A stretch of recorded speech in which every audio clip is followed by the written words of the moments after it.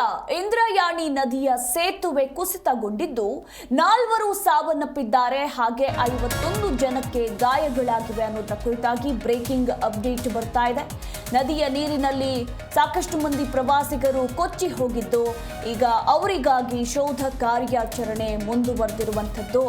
ಪುಣೆಯಲ್ಲಿರುವ ಇಂದ್ರಾಯಣಿ ನದಿಯ ಸೇತುವೆ ಕುಸಿತದಿಂದ ಈ ಒಂದು ಅವಘಡ ಸಂಭವಿಸಿದೆ.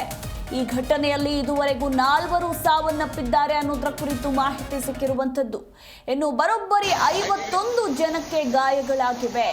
ಇನ್ನೂ ಕೂಡ ನದಿಯ ನೀರಿನಲ್ಲಿ ಪ್ರವಾಸಿಗರು ಕೊಚ್ಚಿ ಹೋಗಿದ್ದಾರೆ ಅನ್ನೋದರ ಕುರಿತು ಮಾಹಿತಿ ಇದ್ದು ಸಾವಿನ ಸಂಖ್ಯೆ ಏರಿಕೆಯಾಗುವ ಆತಂಕ ಮನೆ ಮಾಡಿದೆ.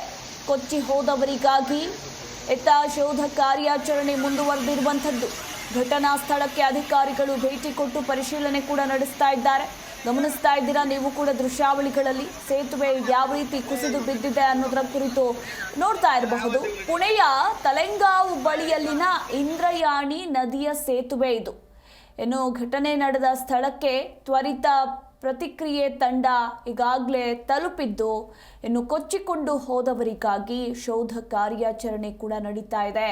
ಈ ಮೂಲಕ ಸಾವಿನ ಸಂಖ್ಯೆ ಮತ್ತಷ್ಟು ಏರಿಕೆಯಾಗುವ ಸಾಧ್ಯತೆ ಇರುವಂಥದ್ದು. ಪುಣೆಯ ಇಂದ್ರಾಯಣಿ ನದಿಯ ಸೇತುವೆ ಕುಸಿತಗೊಂಡು ಈ ಒಂದು ಅವಾಂತರ ಹಾಗೆ ಅವಘಡ ಸಂಭವಿಸಿರುವಂಥದ್ದು. ಇದುವರೆಗೂ 4 ಮೃತಪಟ್ಟಿದ್ದಾರೆ. ಹಾಗೆ 50ಕ್ಕೂ ಹೆಚ್ಚು ಮಂದಿಗೆ ಗಂಭೀರ ಗಾಯಗಳಾಗಿವೆ ಅನ್ನೋದರ ಕುರಿತು ಮಾಹಿತಿ ಕೂಡ ಇರುವಂಥದ್ದು. ಇತ್ತ ಕೊಚ್ಚಿ ಹೋದವರಿಗಾಗಿ ಶೋಧ ಕಾರ್ಯಾಚರಣೆ ನಡೀತಾ ಇದೆ. ಇದೊಂದು ಪ್ರವಾಸಿ ಸ್ಥಳ. ಸೊ ಇಲ್ಲಿ ಪ್ರವಾಸಿಗರು ಬರ್ತಾರೆ. ಈ ಒಂದು ಪ್ರವಾಸಿ ಸ್ಥಳದಲ್ಲೇ ಈ ರೀತಿಯ ಅವಘಡ ಸಂಭವಿಸಿರುವಂಥದ್ದು. ಇನ್ನು ಏನು 10 ಪ್ರವಾಸಿಗರು ನೀರಿನಲ್ಲಿ ಕೊಚ್ಚಿಕೊಂಡು ಹೋಗಿರುವ ಶಂಕೆ ಕೂಡ ವ್ಯಕ್ತವಾಗಿರುವಂಥದ್ದು. ಸೊ ಹೀಗಾಗಿ ನಿರಂತರವಾಗಿ ಶೋಧ ಕಾರ್ಯಾಚರಣೆ ನಡೀತಾ ಇದೆ. ನಿನ್ನೆ ನಡೆದಿರುವಂತಹ ದುರ್ಘಟನೆ ಇದು.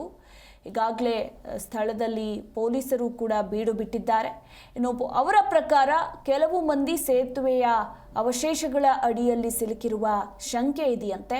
ಇನ್ನು ಈಗಾಗಲೇ 4 ಮೃತಪಟ್ಟಿದ್ದು ಸಾಕಷ್ಟು ಮಂದಿ ಗಾಯಗೊಂಡಿದ್ದಾರೆ. ಅವರನ್ನು ಆಸ್ಪತ್ರೆಗೂ ಕೂಡ ದಾಖಲಿಸಲಾಗಿದೆ. ನೋಡಿ, ಒಂದು ಕಡೆ ವರುಣನ ಆರ್ಭಟ ಎಲ್ಲೆಡೆ ಹೆಚ್ಚಾಗಿರುವಂಥದ್ದು. ಸೊ ಹೀಗಾಗಿ ಮೊದಲೇ ನದಿ ಬೇರೆ, ಇತ್ತ ಮಳೆಯಿಂದಾಗಿ ಆಬ್ವಿಯಸ್ಲಿ ನದಿಯಲ್ಲಿ ನೀರಿನ ಮಟ್ಟ ಕೂಡ ದಿನೇ ದಿನೇ ಏರಿಕೆ ಆಗುತ್ತೆ ಅಂಡ್ ರಭಸವಾಗಿ ಕೂಡ ಹರಿಯುತ್ತೆ.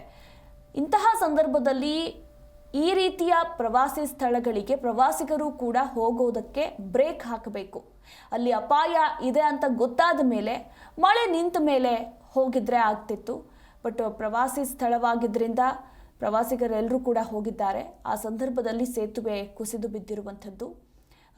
ನಿನ್ನೆ ಸಂಜೆ ನಡೆದಿರುವಂತಹ ದುರ್ಘಟನೆ ಇದು. ಸೊ ಇತ್ತ ಸಾವಿನ ಸಂಖ್ಯೆ ಮತ್ತಷ್ಟು ಏರಿಕೆ ಆಗುವ ಸಾಧ್ಯತೆ ಇದೆ. ಈಗಾಗಲೇ ಎಷ್ಟು ಮಂದಿ ಕೊಚ್ಕೊಂಡು ಹೋಗಿದ್ದಾರೆ, ಎಕ್ಸಾಕ್ಟ್ ಆಗಿ ಅದರಲ್ಲಿ ಎಷ್ಟು ಮಂದಿ ಸಿಕ್ಕಿದ್ರು ಏನು ಎತ್ತ ಅನ್ನೋದರ ಕುರಿತಾಗಿ ಅಂಕಿ ಅಂಶಗಳು ಇನ್ನಷ್ಟೇ ಲಭ್ಯ ಆಗಬೇಕಾಗಿದೆ.